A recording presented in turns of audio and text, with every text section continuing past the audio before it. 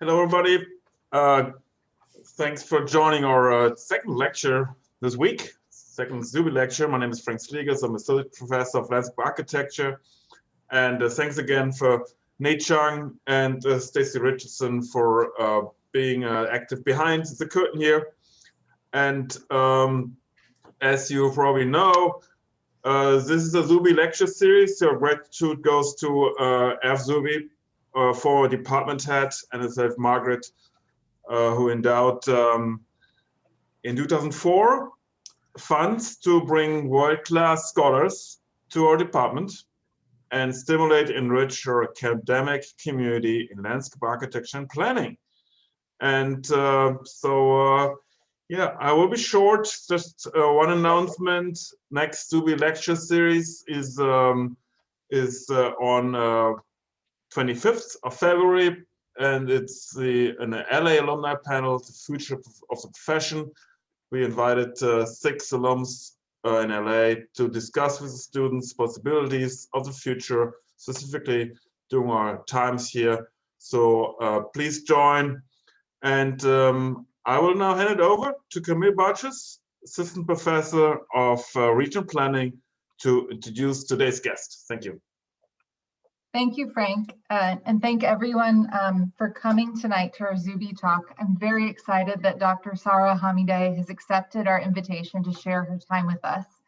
She is both my good friend and an assistant professor at the School of Marine and Atmospheric Sciences at Stony Brook University and a researcher at the Center for Risk-Based Community Resilience Planning at Colorado State University, which is a center of excellence funded by the National Institute of Standards and Technology. Her research focuses on post-disaster recovery and community resilience, including public housing, public participation, and vulnerable populations. She has conducted longitudinal and interdisciplinary modeling of housing recovery in seasonal and year-round markets and tourist-based communities, and she also examines the role of social vulnerability and stigma in access to recovery, decision-making, and participation. In this talk, she will discuss how post-disaster environments pose unique challenges and opportunities that can enhance or undermine participation, depending on policies and features of the planning process. Her paper on this topic is based on findings from archival research and in-depth interviews in Galveston, Texas, following Hurricane Ike. When we originally scheduled this talk, we did not know how timely her topic would be given the current disaster across the state of Texas. Please join me in welcoming her. Thank you so much, Camille. I can't lie, I'm sad that I couldn't be there in person, see my good friend and meet all of these fantastic colleagues, but I'm very honored and excited to be here with you all on Zoom. Let me share my screen. I do have a PowerPoint that I wanted to show, which is not showing up on my share. Let me try again. So the PowerPoint is open. Okay. Now I should be able to share my screen with all of you. Yes, it shows up now. Okay. And let me go to slideshow. Can you see it in the slideshow? Okay, thank you. So as Camille just said, I am going to talk today about opportunities and challenges of public participation in disaster recovery planning, and I'm going to use a case study from Galveston, Texas after Hurricane Ike 2008.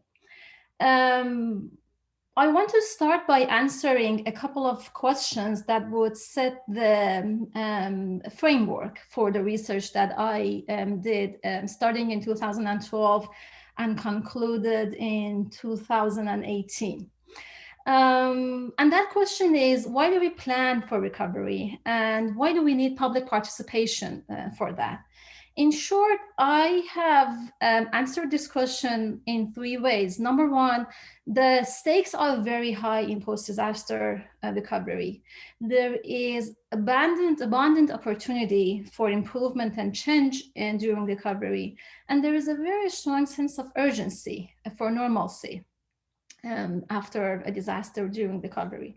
So if you think about those three things, there is this overarching, we have this overarching goal of community recovery, which has to do with reestablishing our social networks and functions to be able to be back to carrying out routines of our daily lives.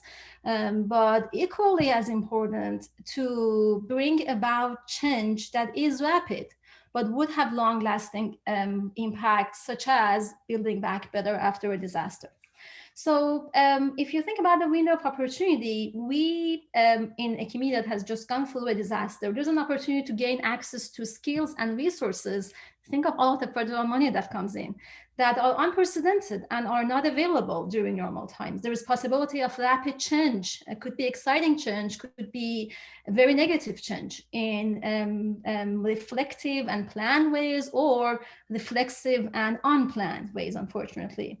And some of this change might mean building back better into more resilient futures for the community.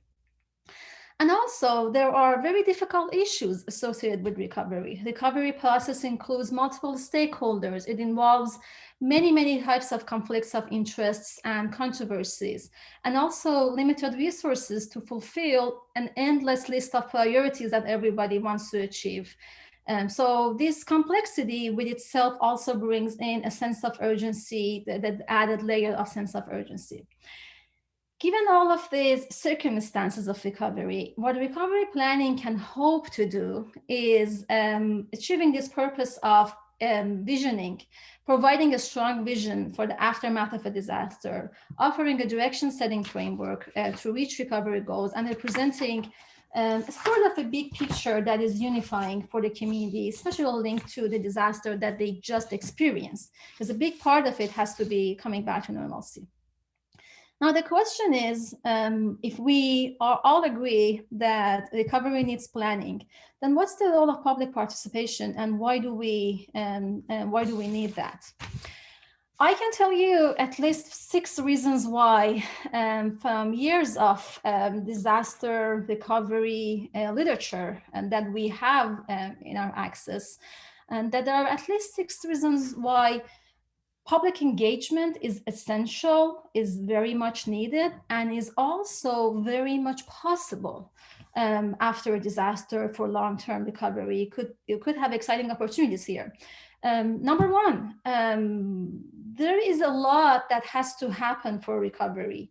The scope of recovery is so large, starting from debris removal, restoration of utilities, to building infrastructure, which also includes new infrastructure. So given such broad scope, every group pretty much in a community does have very direct, for the most part, stake in the recovery decisions. And even those who were not directly affected by the disaster itself could be seizing this opportunity for some sort of change, or could be people who control the resources for recovery, which are usually major resources.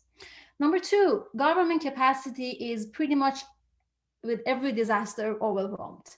To supplement that government capacity, you do need genuine and passionate engagement from community members for planning and decision-making for disasters.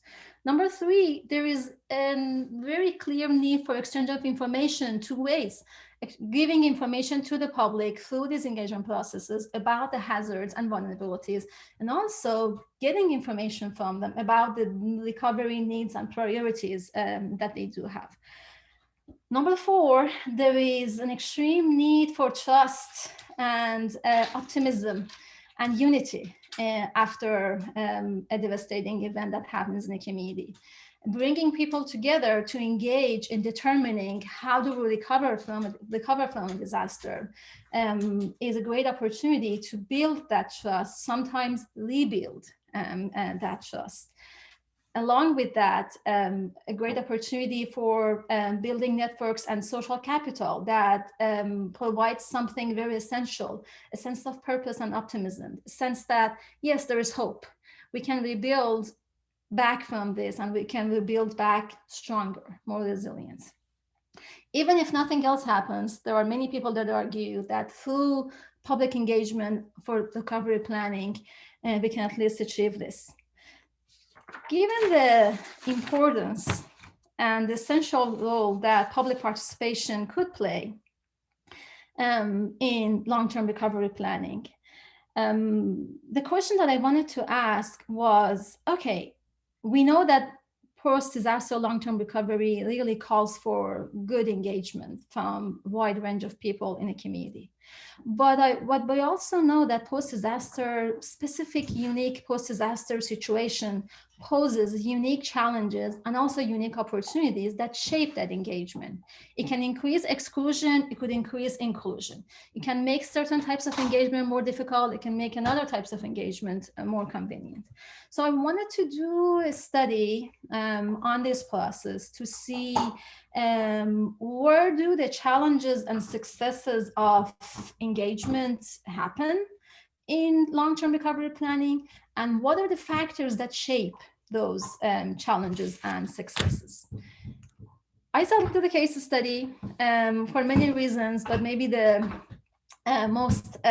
strongest reason was the fact that at the time I was in Texas A&M, so close to Galveston, and my local network, even though it was, I started this 2010, 2 years after Hurricane Ike, I was hearing all of this story about the impressive local engagement of Galvestonians in determining their fate after Hurricane Ike.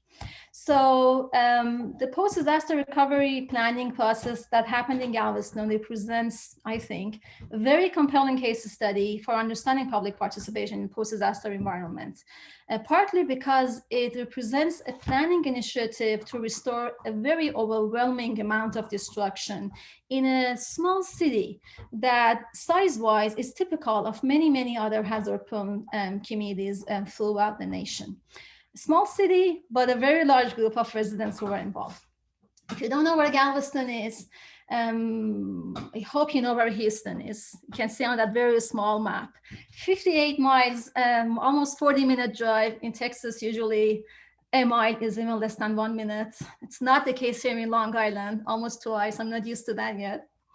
But 58 miles south of Houston, you have this beautiful historic character is such an important part of Galveston's identity, with a strong tourism economy, but also some financial sector and two major universities, including UTMB, University of Texas Medical Branch.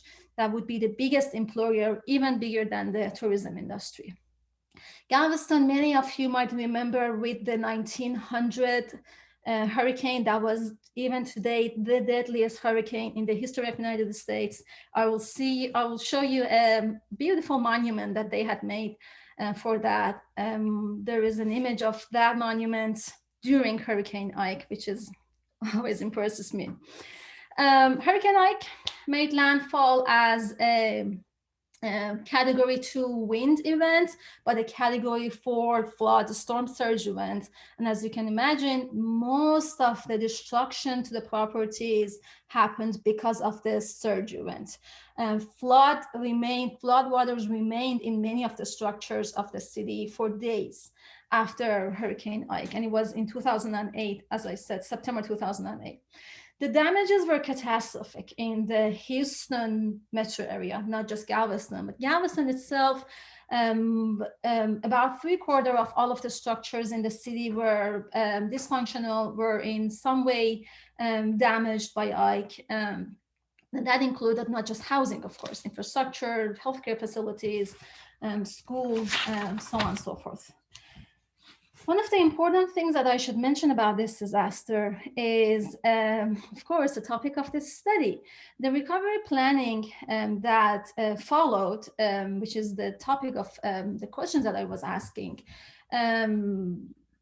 consisted of a public engagement process with a very large number of participants through something that they formed called Galveston Community Recovery Committee. I will refer to it as GCRC in the remaining parts of my presentation, but if you were like, what is she talking about when she said GCRC, raise your hand or put something in the chat and I will go back to not using acronyms. I know that's not the best way of using the time. So a little bit more of background of that process before I get to the analysis that was done. The participatory recovery planning that they started after Hurricane Ike, it was initiated as a FEMA requirement.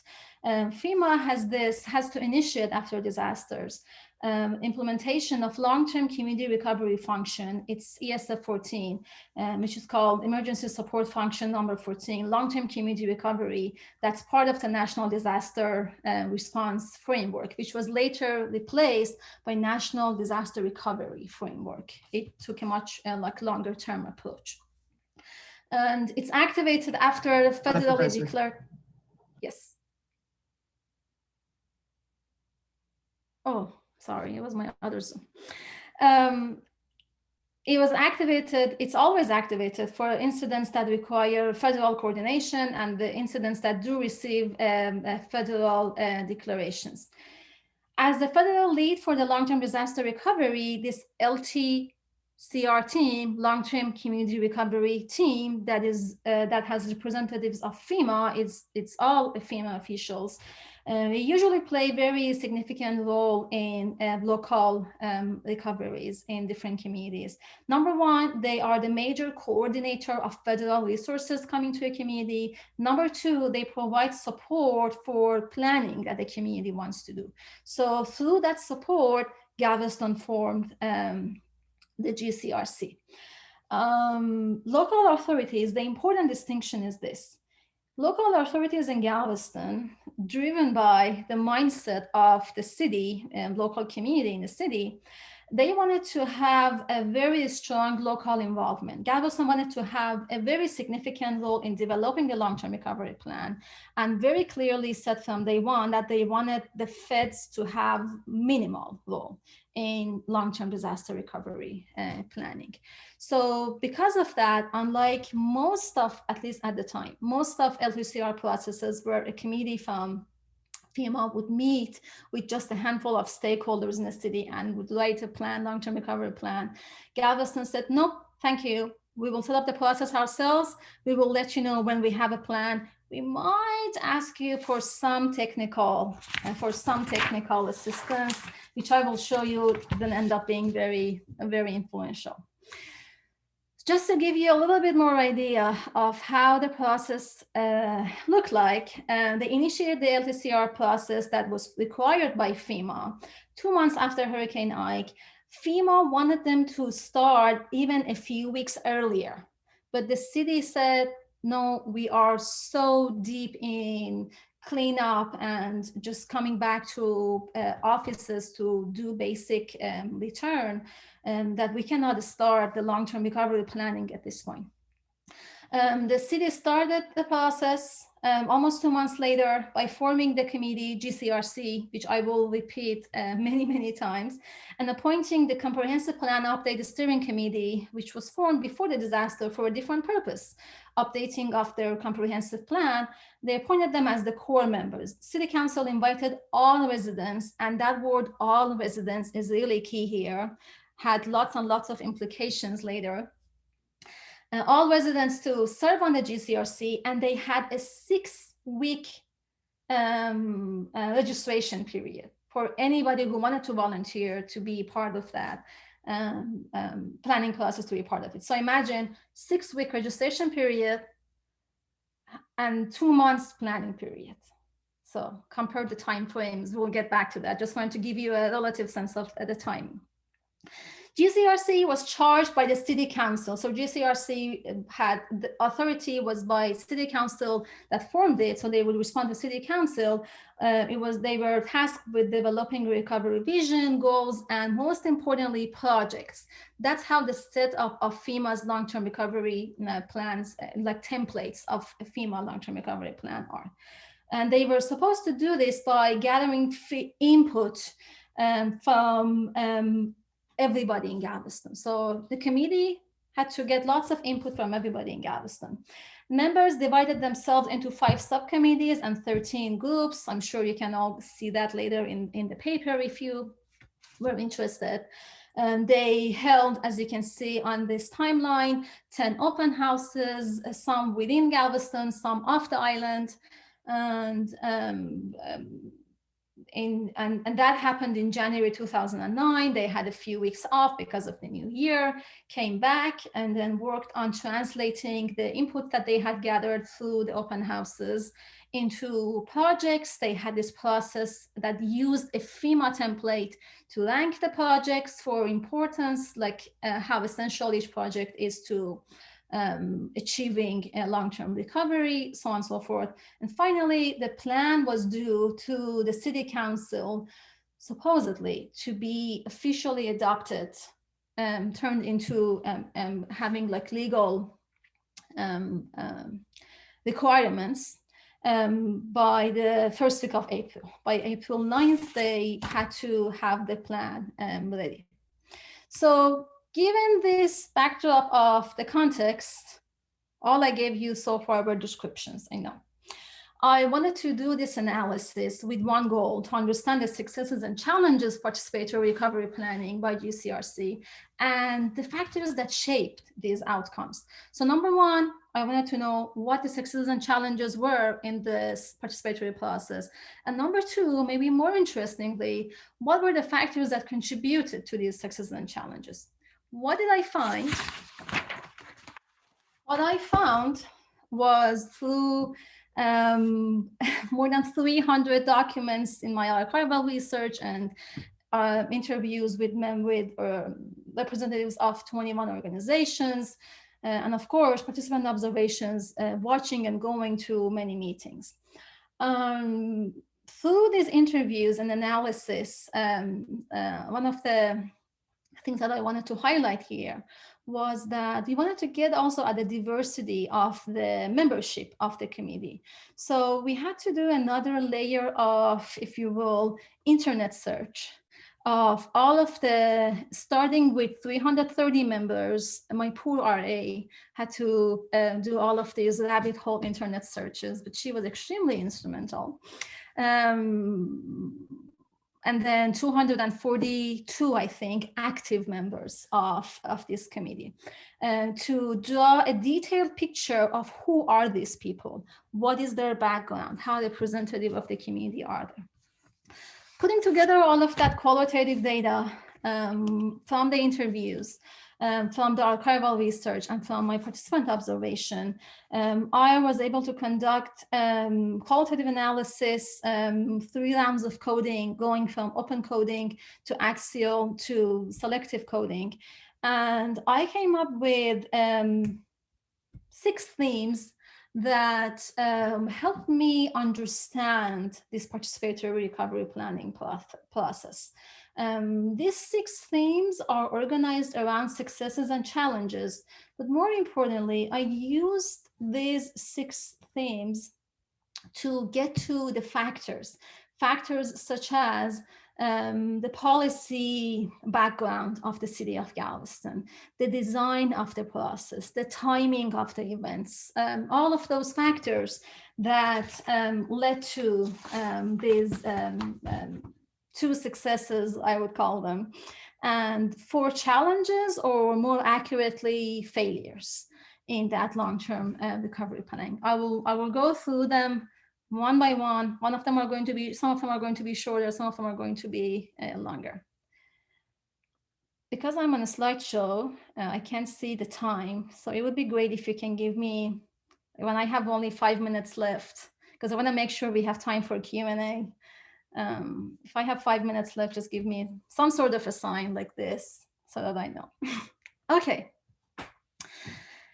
First, the most important and impressive and exciting success that nobody can question about Galvestonians and about GCRC, the long-term community recovery, is that they were very successful in seizing the post-Ike opportunity for exciting people and generating new ideas for their community. So participatory, the city council, let me summarize this one a little bit.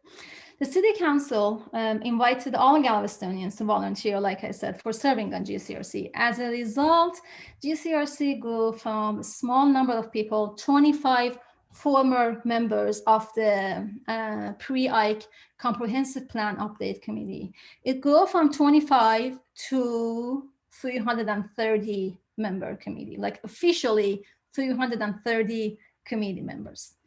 The attachment of Galvestonians, of course, to their island, which is very strong. We have a phrase, born on the island. Anybody who belongs to any of those multi-generational families in Galveston, as soon as they meet you, they will tell you that they are a BOI. The attachment of Galvestonians to the island and their desire to have a voice in recovery was very much evident in the response to the GCRC sign-up call. The important thing is this happened while many of them were busy rebuilding their lives. Remember, I said 75% of the structures were affected by Hurricane Ike. So as a result, of course, this committee benefited from relatively large-scale community engagement with approximately 130 members. They were very much motivated by optimism about recovery. So because of that, people devoted considerable time. There are numbers from the GCRC documents that over 6,000 hours of volunteer time was spent on the work that these people did on the recovery community. It was not just meeting. There was a lot of offline work, if you will, that they had to do. But it was very much also for them meaningful because their effort for them earned them a lot of pride and hope for their island. Galveston was given, after Ike, a clean slate, which is the case for many communities after disasters. A clean slate for change with destruction of the old and undesirable structures and the prospect of a huge amount of federal money in disaster recovery assistance and resources. So there was a very strong sense of possibility and opportunity associated with building Galveston back better. People driven by this sense of possibility had provided this many members who worked devotedly on putting together the goals, going through, summarizing and collecting information during the open houses, bringing them back, analyzing them, a very, very long process that people were spending a lot of time on. Now, this, of course, provided a very much needed generation of new ideas to the decision makers. So you would expect that the input that was gathered here with this sense of optimism should have had a very strong influence on the recovery decisions, or these would be the recovery decisions themselves. A related success to generation of new ideas, which also gets us, would be an avenue to get to the challenges, is the very important role of champions. Some of the ideas, and I would say most of the ideas, that led to successful projects in GCRC, because the end product were supposed to be projects in GCRC plan. And the projects that received actual support for implementation, that's really the key word here, were conceived, guess when? Prior to Hurricane Ike, without any knowledge of Hurricane Ike, which makes sense. And had, number two, very strong champions in GCRC membership. Project champions were people who were well-informed, also very well-respected, very well-connected in the Galveston community, but they were very well informed about the particular issues of their interest long before Hurricane Ike happened. They didn't just pick up that cause when they became members of GCRC, and represented some of the long-standing local community organizations that also happened to become members of GCRC too. So champions who had a robust idea with practical details for developing it into a project, and also champions who had the capacity themselves or through their organizations to pursue implementation. They were the only ones who had more success in fulfilling their projects. That shouldn't come as any surprise to us as planners, but the question is, was that thinking incorporated into the design of the participatory recovery planning process? So if you think about that idea, the GCRC's process ended up being much more effective in providing support to the community champions who joined the committee with pre-existing ideas, if you will, with ideas that were conceived and pursued long before Hurricane Ike. GCRC process was not as effective in providing a forum for new ideas to be turned into implementable recovery projects. But people who were so optimistically involved and volunteering their time in such great amounts, they didn't know that, or they were not thinking about that at that point. Because of that, many of the new ideas were not gaining adequate support within and outside, both within and outside GCRC, partly because some of the new ideas lacked a champion and also lacked enough specificity, which is linked to lacking a champion. That is a good point for us to get into the challenges and some of the failures of this process, which also helps us understand the factors that shaped some of the failures, starting with the formation and size of GCRC. The launch of GCRC, you can see easily, if you just look at the first quotation here, is showing very clearly, I think, that launch of GCRC process presents strong disagreements among local authorities on the openness and leadership of the committee, the rules that the city wanted to establish for recovery planning, and also disagreements over who has the authority to set up such rules. Is it the mayor who should put together a committee and launch the recovery planning decision-making, or is it the city council, or is it just part of the city council? Those were very important and unresolved debates. The city council decided to appoint the comprehensive plan steering committee, like I said, to serve as the first core group of GCRC members with literally minimal communication with them, like asking, Sarah, do you want to be the chair of or be a member of this core group of GCRC for post-Ike planning? So a little discussion happened. And that, I think, would have very important implications for the way the committee could do its work, which was making long-term recovery decisions and coming up with projects that would be implemented. If I had to pick just one most critical and consequential, let me say, finding from the successes and failures of participatory recovery planning, in this case a study, it would be this one. The fact that despite the open calls for inclusion, very clear exclusion, partly voluntarily, did take place in this case. So even though GCRC was intended to be inclusive and open, socially vulnerable groups especially were not adequately represented or involved in this process. Many of the GCRC members represented a very clear culture of engagement, which is very unique in a place like Galveston. It has a big retirement community, it has 2 universities, very thriving tourism industry and financial sectors, and very clear sense of historic pride. So that was very clear in the culture of engagement that was represented in GCRC, but which most of Galvestonians did not belong to. If you look at the numbers that we found by searching all of the backgrounds of the GCRC members, 1/3 of them were already active in community activities and organizations prior to Ike, and many of them decades prior to Ike. And when we did the analysis on demographics and professional backgrounds and local community involvement of all of the 248 active members listed in the recovery plan, what we saw very clearly, regardless of what factor we were looking at, was the very clear homogeneity of this committee.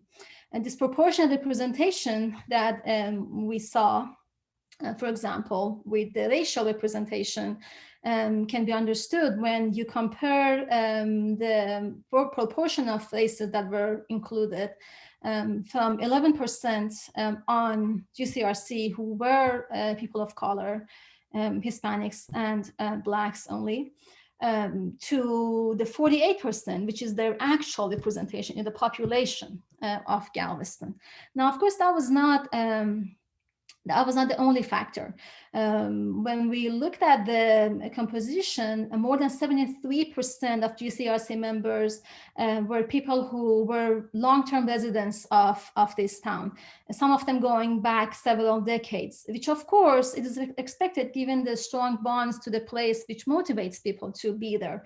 But it also implies significantly low representation from transient population groups, the renters. More than 50% of Galveston residents, close to 60% of renters. A very inadequate representation from other transient groups, such as public housing residents, such as the university students, who are a big group in Galveston. And also, very importantly, low-wage tourism business workers. Those are also very transient. So you do see that many of the people who were involved here had the titles of dean, director, associate director, head of executive board of such and such company. So you see this highly educated people who also, many of them held very powerful positions, which of course does shape and can shape their interests and how they approach the decision making for a community after a disaster. Now, this didn't happen just randomly. A very big factor here for underrepresentation of marginalized group in this participatory process was the issue of displacement. Disproportionate displacement of population groups, certain population groups, limited the ability of many residents to participate in disaster recovery firms, GCRC being one of them. Some of the most heavily damaged neighborhoods in the urban core part of Galveston, predominantly minority communities, remained partially abandoned, not just months after Ike, but also years after Ike. We also had demolition of 4 major public housing complexes in Galveston, equal to displacing 578 households, which in a city of 57,000 people before Ike, that would be a pretty significant proportion of people. And there were pre-existing agendas in Galveston for removing public housing, which did result in significant drop in the population of African-American residents of Galveston after Ike. And subsequently, of course, the drop in the representation in the GCRC process. The marginalized residents who were not displaced, who were in Galveston, of course, would face other obstacles to participation, as we are all familiar with, working irregular and longer shifts compared to those of us who have professional jobs because of our education, or longer commutes. Very few, even before Ike, very few low-wage workers, tourism industry workers in Galveston could afford to live in Galveston. It would be much more economical for them to commute, I mean, whatever you call economical, affordable for them to commute from outside Galveston to just keep those jobs. And of course, challenge of finding affordable housing on the island. But more profoundly, Galveston, like many other communities, but maybe because of the historic character, more so, was struggling with social distance and distrust in authorities by minorities, and authorities who had set up GCRC. That was a big source of skepticism about the process. And one of the things that really came out through my in-depth interviews was people were feeling much more comfortable talking about those things, maybe when they were talking to me in person, as opposed to reading those things in news excerpts. You did have this phenomenon of participation fatigue also for minority representatives. There was this small group of local advocates, the local branch of NAACP, for example, who were serving simultaneously on GCRC and also other minority advocacy councils. They were very busy, which unfortunately didn't work out very well. Very busy trying to defend the right of public housing residents to come back to their communities. And so it wasn't easy to do both at the same time. Now, I don't want to stay on just one finding for the longest time, but last thing I want to say on this is that together, the observations about marginalized groups' lack of representation provide very important insights, clear insights about the synergies between pre-disaster social distance and distrust, post-disaster displacement, which could have been avoided, and institutional policies for participatory recovery planning. Institutional design of post-disaster recovery planning could be put together in a way that is cognizant and addresses the fact that we do have history of mistrust and we do have higher chances of displacement among certain groups of populations. Without actively engaging these marginalized stakeholders through deliberate policies, physical displacement and history of distrust are going to, like we see in this case, significantly limit the voices of these people, which very clearly translates into significant losses in the resources they get, the decisions that are in their favor or against their best interest, so on and so forth. I do have 2 more challenges to talk about. We are right at 4:45, so if you want to have time for questions. I'll try to wrap up in the next 5 minutes, and then we can have 10 minutes for questions. Okay. Does that work? Yeah. Thank you.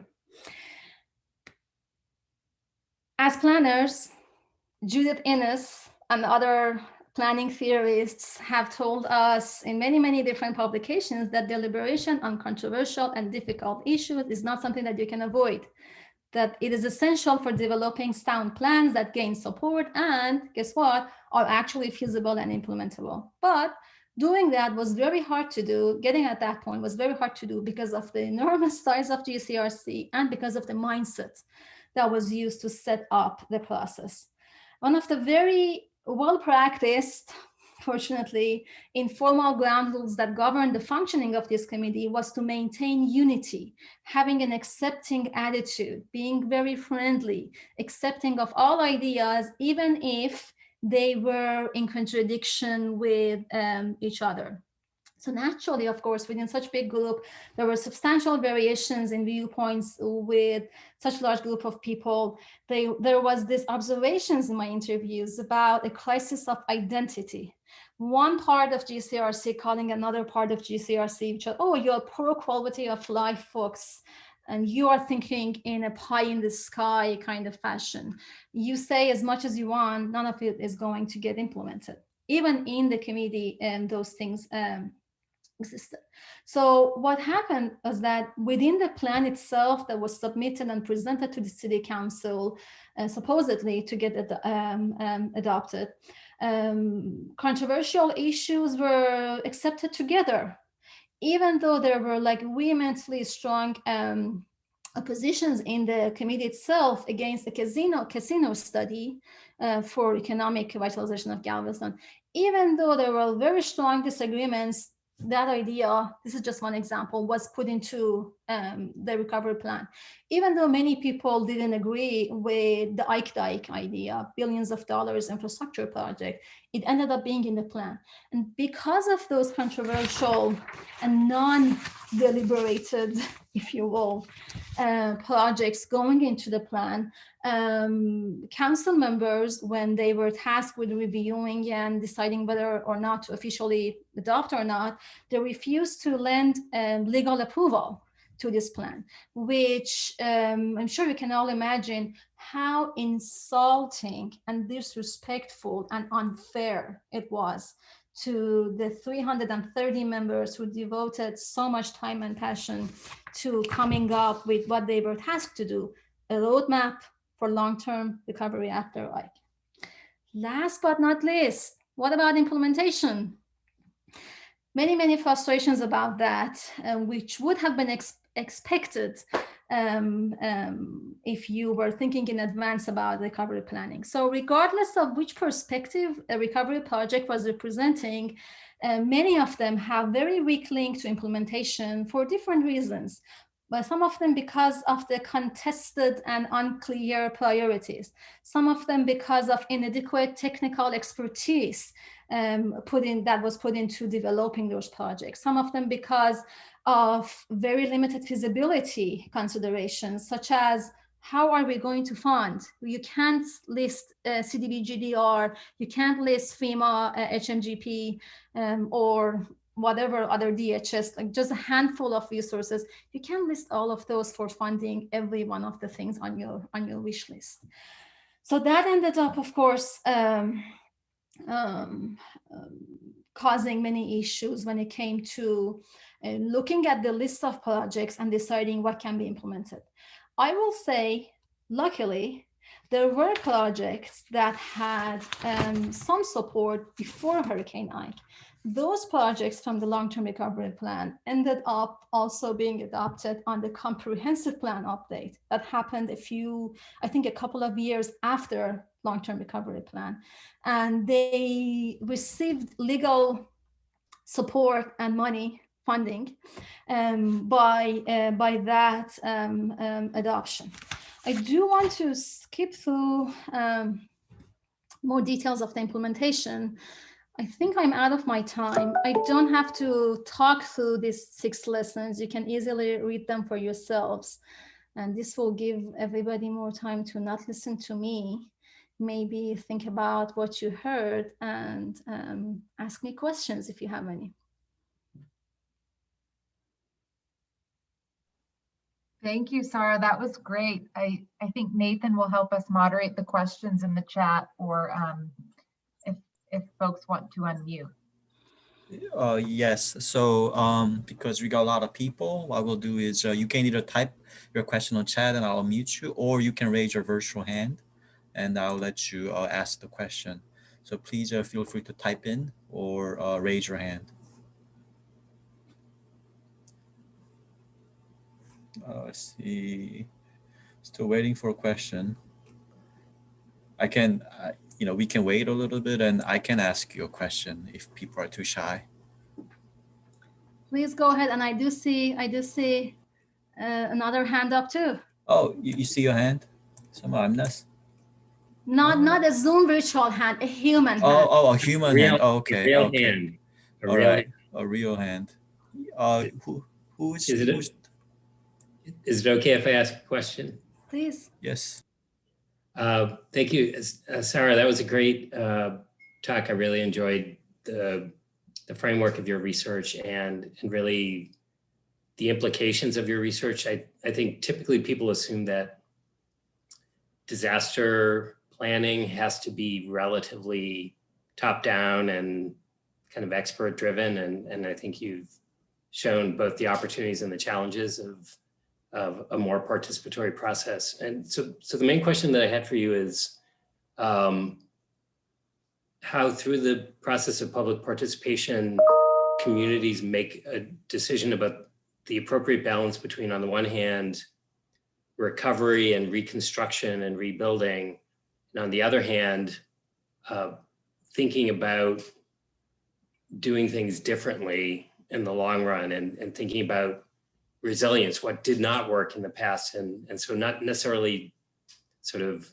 recovering and rebuilding, but building back better, becoming more resilient. Thank you. Exactly. That's a fantastic question. You gave me a chance to talk about item number 6, especially on these takeaways and lessons.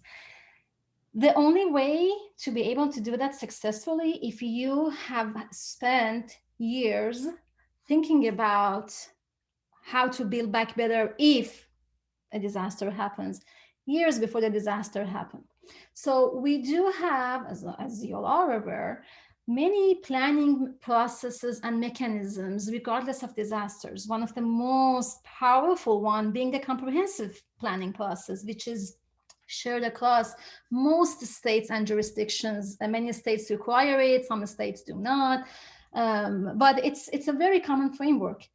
And all communities do have the opportunity to spend time on providing detailed fact bases, do research, do analysis on not only the risks, but what they know that they want to change, they want to demolish and build back in a different way. They can't afford to do that, but maybe a disaster will do it for us. So they can envision with detailed fact-based analysis in those other plans long before the disaster happens. And if you think about it, if that basis exists, the post-disaster long-term recovery planning, hopefully in a participatory manner, would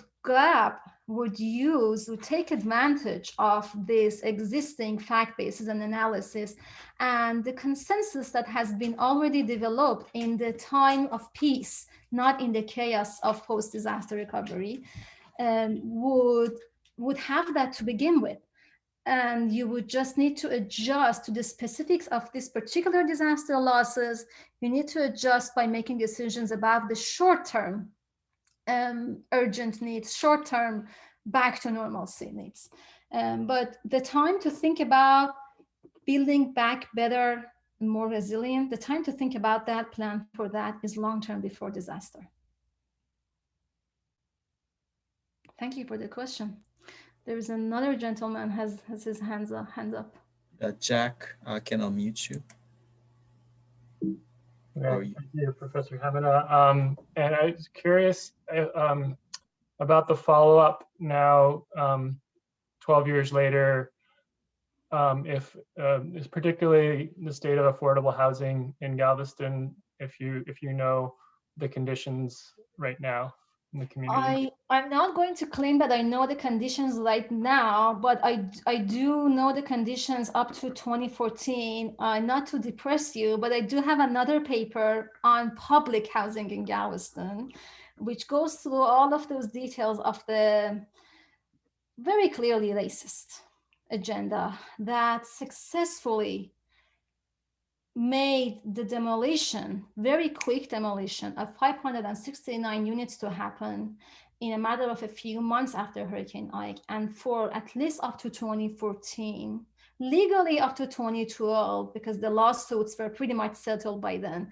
but in action up to 2014 blocked the return of any subsidized public housing unit from the ones that were demolished, because the demolished ones were almost half of the stock in Galveston. Galveston has a pretty large low to moderate income population, actually low income population, and many of them were in voucher-based, the flexible voucher-based public housing units. Up to 2014, it was a failure. The replacement that happened was less than 50. The replacement happened as mixed income form, because even HUD doesn't want public housing purely. The replacement happened as mixed income. The mixed income had less than 50% of assisted rent units. Most of them were market rate units. But I do know, I haven't collected data on it systematically, but here and there reading like small blurbs, I know that the lack of enough adequate number of affordable units exists, but Housing Authority of Galveston is only, if pursuing anything, is only pursuing mixed income, which is not even close to enough to responding to the needs of people in Galveston. I can send you that paper if you want. I know Camille has sent this one. I can send you the other one. But like I said, I don't want to depress you. It is a little bit depressing. I think I know the title of the paper. Could I type it into the chat? Yes, please. Is it this one? It's here. Social here. I just typed it in. Yeah. Social. Yes, that's it. Yes, thank you. Yep, and Jack can find it in the library website. Thank you, Nathan. Thank you. Do we have any more? I guess we don't. I don't see any virtual hands, and I don't see any physical hands. So we can wait. I can ask if Yes, Nobody. you said you had a question, please. Yeah, this interesting conflict between having so many people in the process and trying to actually come up with ideas despite all the contradictions is something that interests me, but something that I haven't studied in depth. But one model I started exploring, I'm actually taking a workshop tomorrow on it, is called sociocracy. And Tell us about that. Hmm? Tell us about that. Yeah, so I mean, I still have a very shallow understanding of it, but it's sort of like representative democracy, but you had these small circles that are more autonomous and they have a rep. So it's built on this idea of more autonomous decision making combined with representatives coming together to form this feedback process. So representatives come together after the micro circles make a decision, and then the representatives go back and then sort of provide feedback. So it's this loop. And That is interesting. so yeah, I mean, I was bringing this up because I was wondering if you know a model like sociocracy or other models that have actually been fully implemented and been successful in some kind of municipal process, because this is something I noticed in a lot of organizations, municipal and private, and it's something that it seems like we haven't really figured out a good way around still. Personally, in the context of post-disaster, because this is post-disaster recovery planning. In that context, Yes. I have not personally seen any models like that, but in my paper, one of the things that I do suggest, and it does belong under this lesson number 1, prepare to plan. This is not preparing for disaster. This is not preparing to respond. Preparing to plan for disaster recovery. So it's a very good thing to have 330 members of your community so passionately wanting to be involved in making decisions for their community recovery, right? But that can become a problem if you have not developed in advance, if you had not thought in advance about putting together an institutional structure to organize that large group of people, or having a plan for public officials to not start fighting with each other. That it's pretty embarrassing that a mayor assigns somebody to be the lead of a very important committee, and publicly a council member comes out and says, nope, that's not official, she cannot do that. That really undermines the trust in local officials in the time that trust and reliance on local officials is really needed the most. So one of the things that I do suggest is local stakeholders can build an agreement in advance on what the purpose and the structure of public engagement should be. It could be the model that you were just describing, Nathan. What was it called? Sociodemocracy? Sociocracy. Sociocracy. Yeah. So one of the things that I do suggest is what form do they want the public engagement to have? There are many different forms. And also think in advance about the challenges that large participation can pose. They can think about, they can make preparations to come up with distinct but linked processes laid out in advance. One specific one would be smaller autonomous groups, maybe like you were describing, that would collect and incorporate broad public input, and another parallel process of engagement for proactively identifying and collecting broad public input from issues that there would be conflicts on. So you would have these groups, including the experts, who would spend most of their time on proactively getting to the controversial and conflicting issues.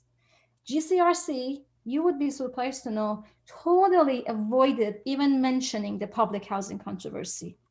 That's an affordable housing issue that's very important in the recovery after a disaster. They avoided it because it was a huge, they would say, oh no, that's too political. If you have a good process set in place, then your recovery planning process would not avoid conflicting issues because you would have these groups thinking about that. Thank you very much. Thank you. And we have a question from Professor Hyman Infield. I can, let's see, sorry. And I'll ask you to unmute. There you go.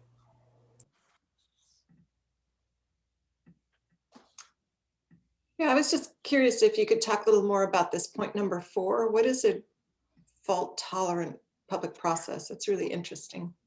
Yes, thank you for asking that. What is a fault tolerant? I think I borrowed that from a sociologist that they were talking about these workshops that were being set up for teaching financial literacy, financial responsibility and decision making to lower income single moms, and how the way the process was set up was not friendly and tolerant of the circumstances of them. So that phrase comes from them, but the way that I applied that to the post-disaster recovery planning is fault tolerant processes are processes that allow and welcome participation, even if certain groups miss, for example, a few meetings. That's the fault.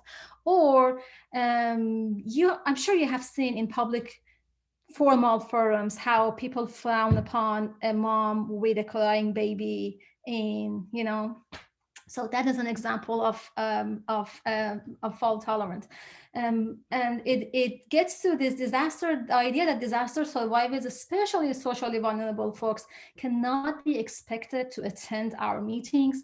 They may not be able to drive themselves to those meetings, or for whatever reason they cannot be expected to attend regularly, even if they do attend one of them, or expected to respond to our formal requests for input promptly, or if at all. We always have deadlines for those things, which yes, if you want to have a successful planning process, you need to have some framework and deadlines, but you can make them a little bit more fault tolerant. Or the fact that marginalized groups cannot be expected to always have access to Wi-Fi and use all of these online communication tools that are so taken for granted for many of us.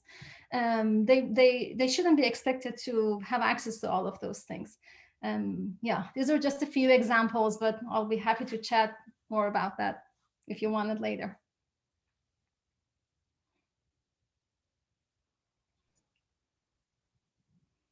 Well, I think we're out of time, but Sara, thank you so much for indulging us in these questions and sharing this work with us. I love the talk. I can't wait to talk more about it with you offline. I wish we were all going out to dinner as we normally do. But since we're out of time, I'll just say thanks everyone for coming. Thank you, everyone. I'm going to thank all of you for being here and for your interest in this topic. It's nice Thank you, Sara. Thank you very much. Thank you. Have a good evening. Have a good evening. Bye. Bye-bye. Bye-bye.